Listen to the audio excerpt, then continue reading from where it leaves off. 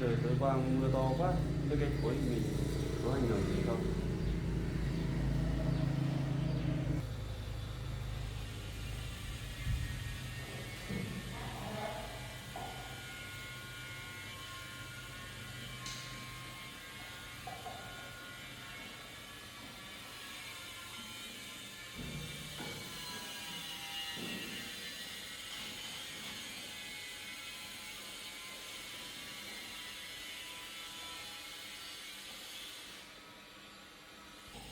Không biết cô thử viên ở trên lán như nào rồi.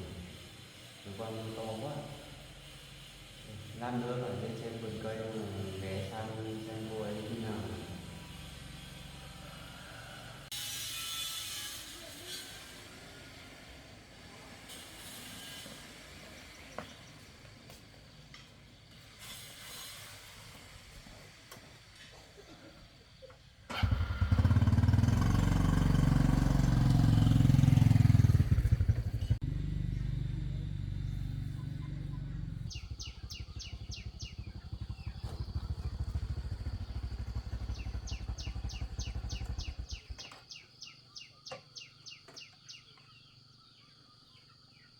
Chứ cô gái đi đâu nhỉ?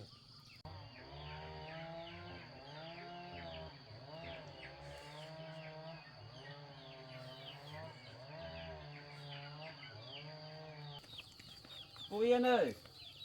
Cô Yên! Cô có ở nhà không?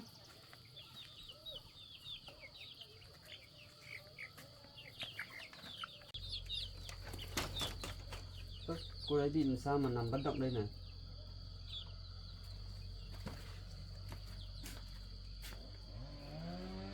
Cô ơi!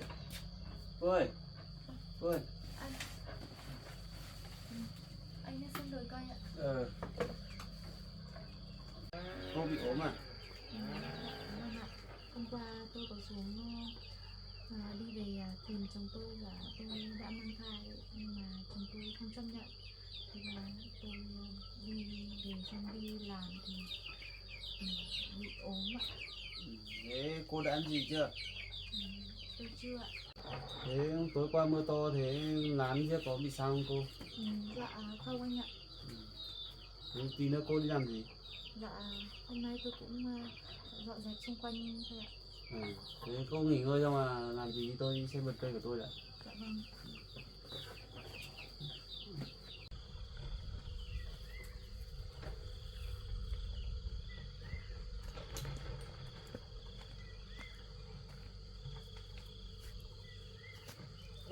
Mình thấy cô ta sấy nhiều đồ quá.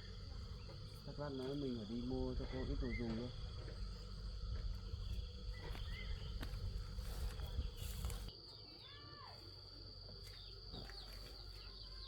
Ôi, áo này cũng bẩn, nhìn lại áo khác này.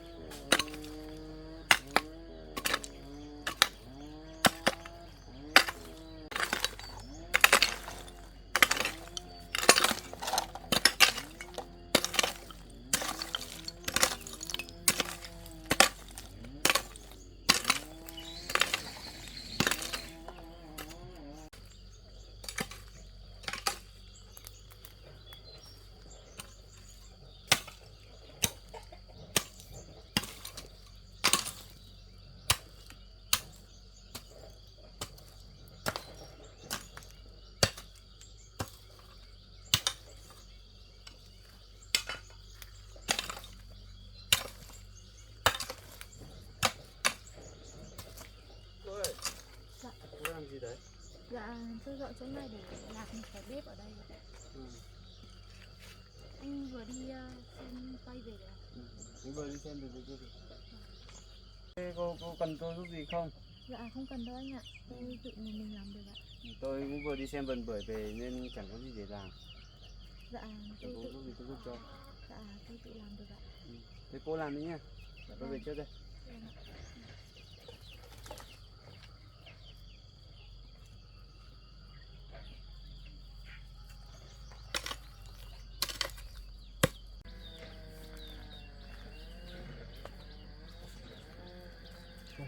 Mình đi về mua cho cô ít đồ dùng.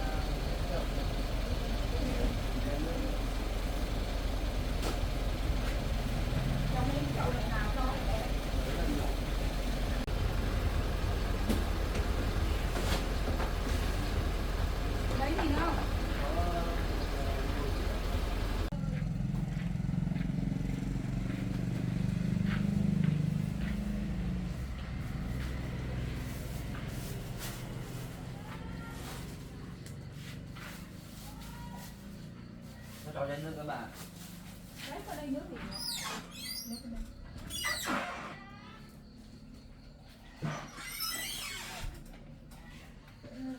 Có cái nhiêu là nhỉ? Cái chậu 20.000. 6 năm với 20, 8 năm, 8 năm với lại 37. Cộng thì đúng nhầm.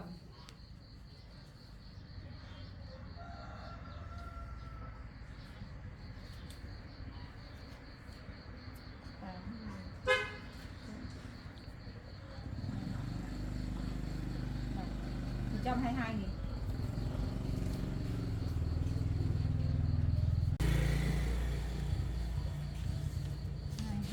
Đặt trắng.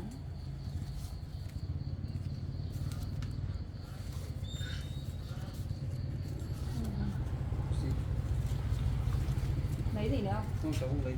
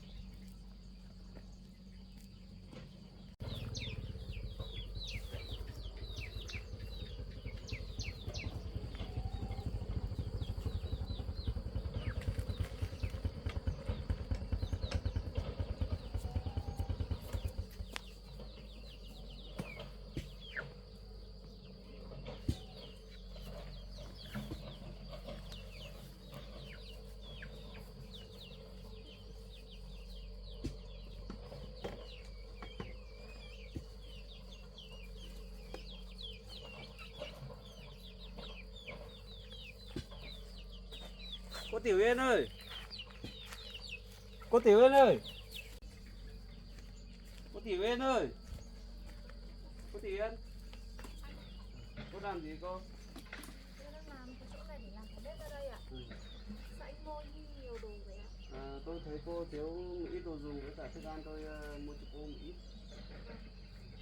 Đây tôi gửi cô. Ừ.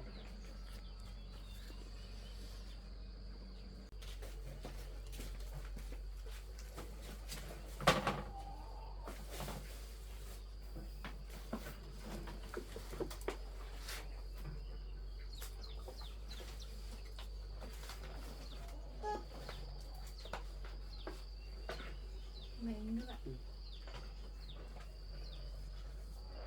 Anh mua nhiều đồ này phiền anh quá. Không sao đâu.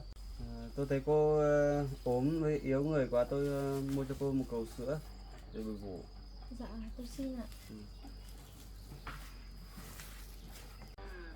Anh giúp tôi nhiều quá, vậy có phiền gia đình anh quá không ạ? Cái đấy không sao đâu cô ạ. Vợ tôi cũng là một người vợ hiền lành, tốt bụng. Dạ vâng. Thế tôi cảm ơn anh nhiều ạ.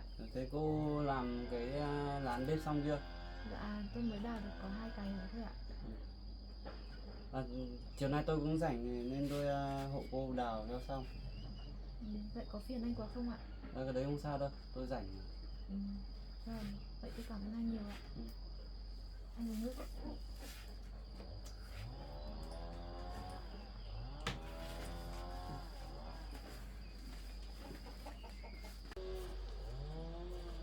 Đâu? Thế còn đào thêm 2 cô đâu nữa. Thì tôi đào hốt cô.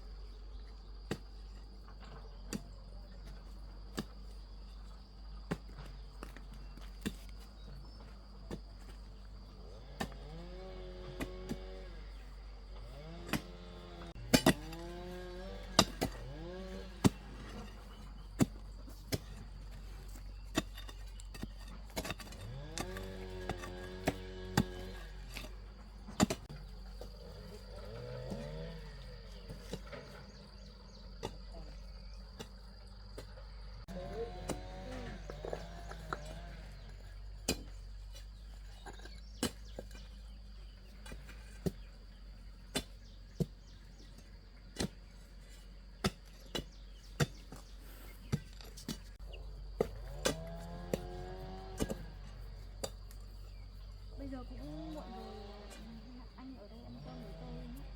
Thế cũng được. Vâng.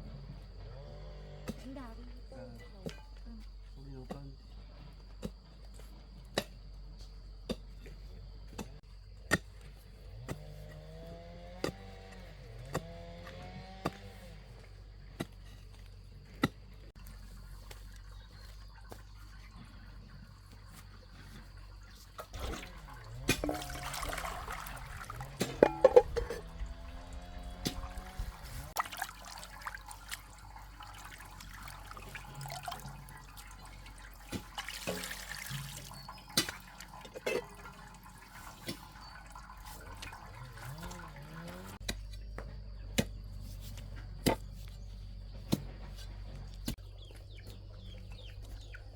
anh ngồi nghỉ uống nước ạ.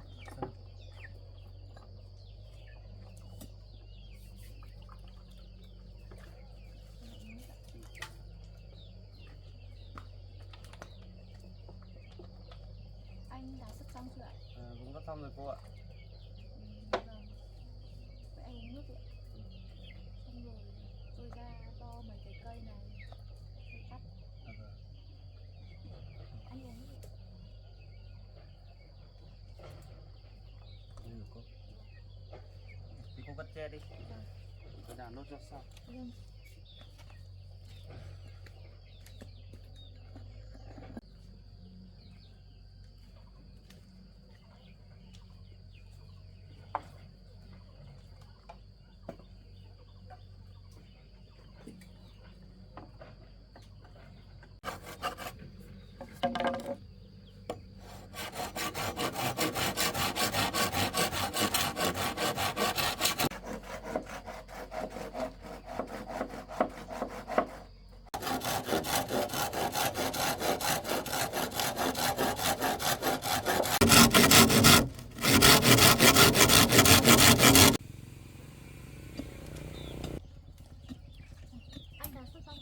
Tôi đào cũng xong rồi.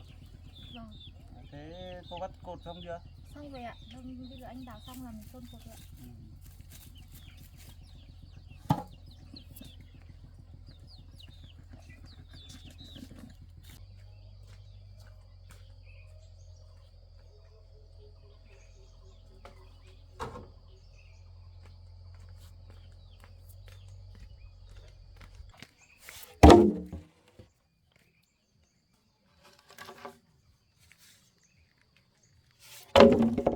Cô mang ra đây tôi chặt cho. Dạ vâng.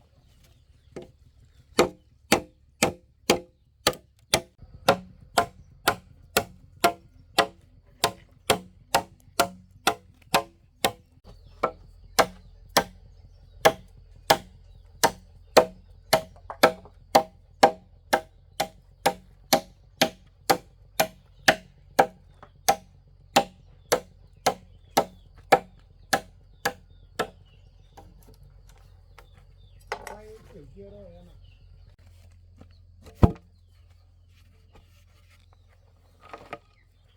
Mang gì cảm giác cái này em tưởng thế nào nữa.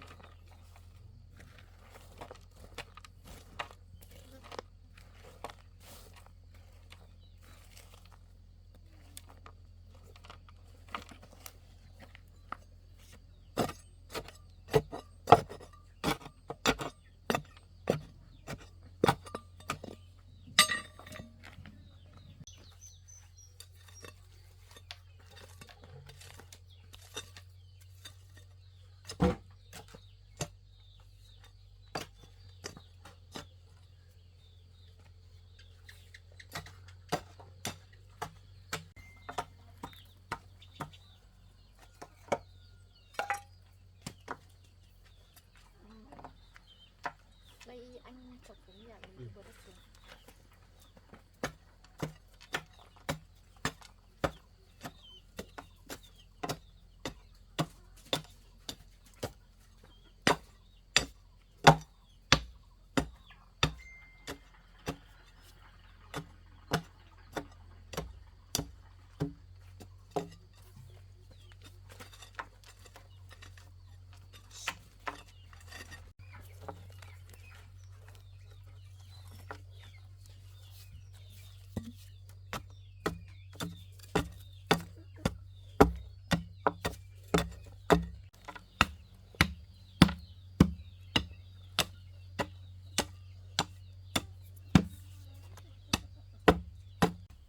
Được rồi đấy cô ạ. Vâng.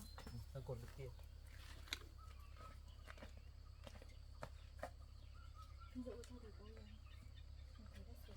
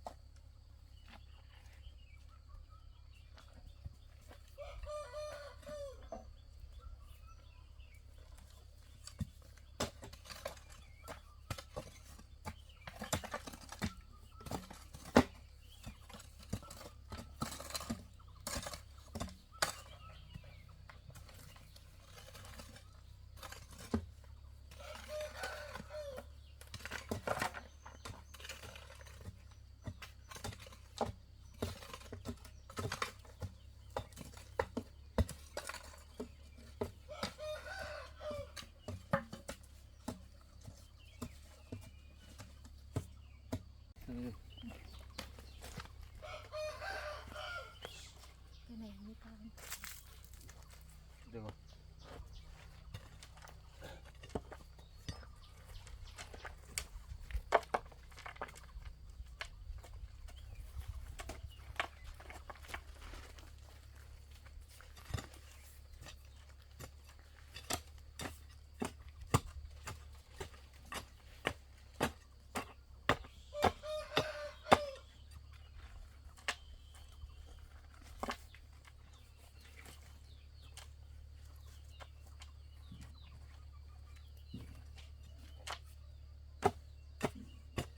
làm nốt cái này xong mình vào ăn cơm thì anh nhỉ cũng muộn rồi. Tôi chụp nốt đã.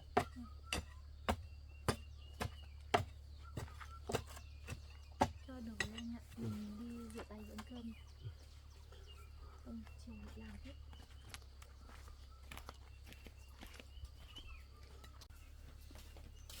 Anh ngồi đây đi đợi cơm một tí.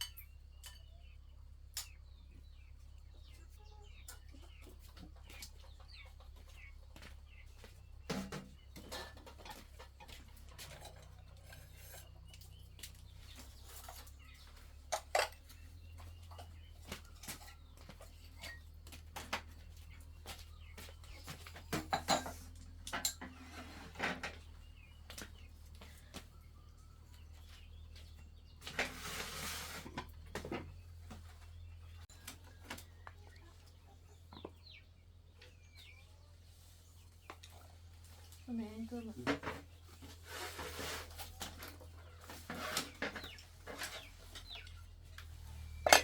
Nhưng mà con cơm.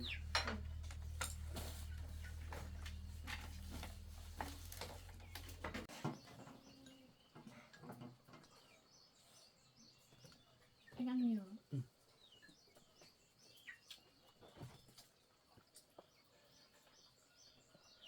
Này.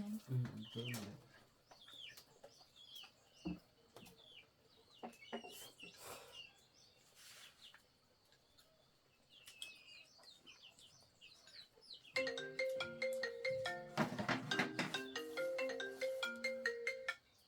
Alo. Tôi đang đi bận ít việc. Nha.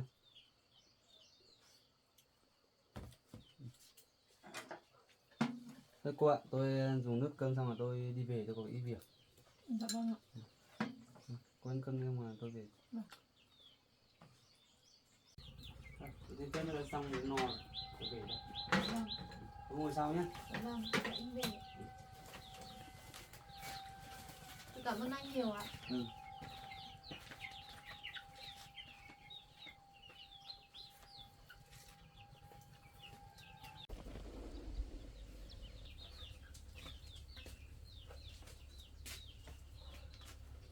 Chắc là mình phải lên trên rừng để tìm cái gì để thu hoạch thôi.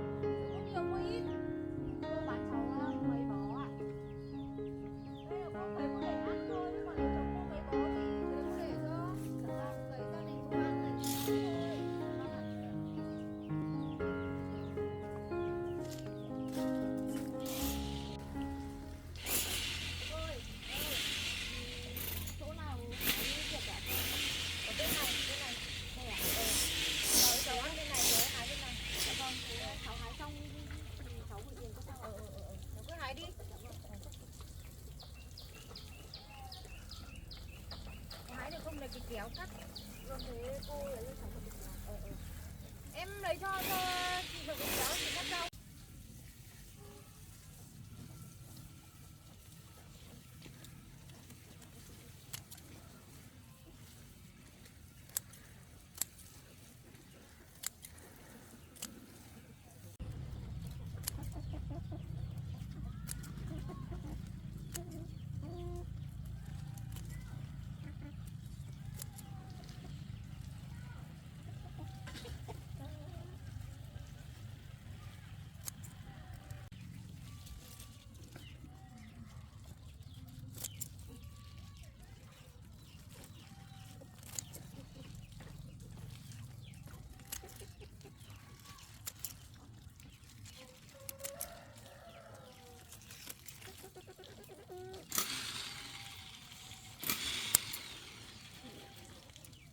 Kiều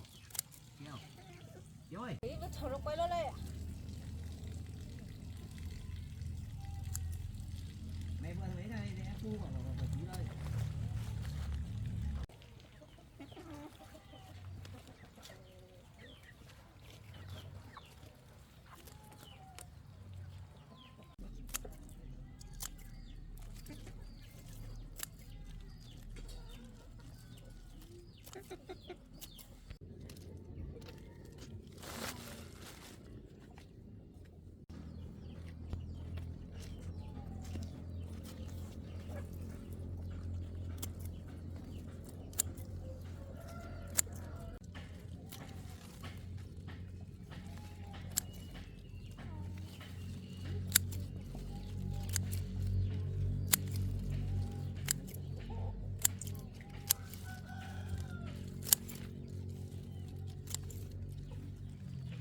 cả cái nông chơi mới cấy nè nó có sai trời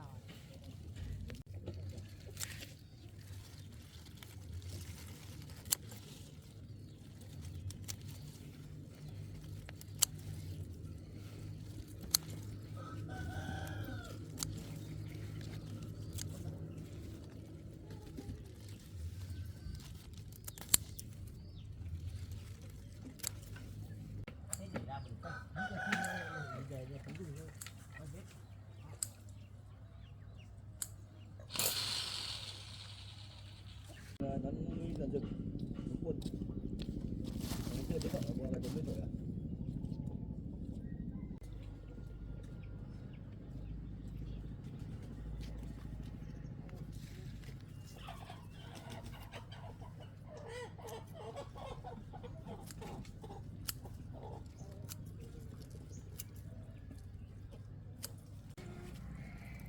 cho hai một hai bó thôi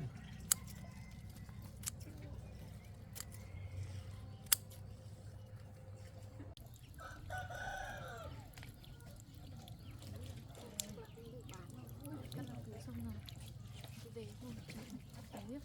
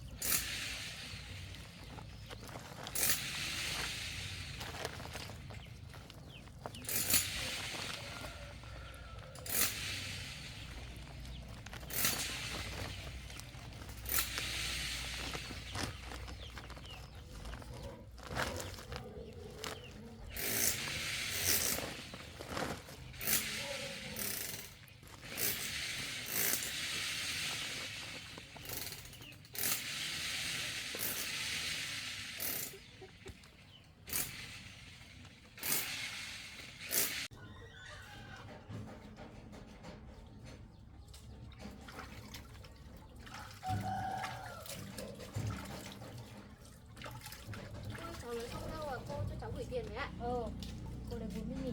Vâng ạ.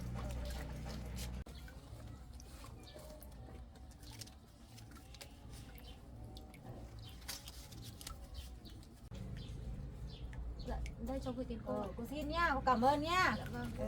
Cháu cũng về luôn đây ạ. Chào cháu nhá. Vâng, chào cô.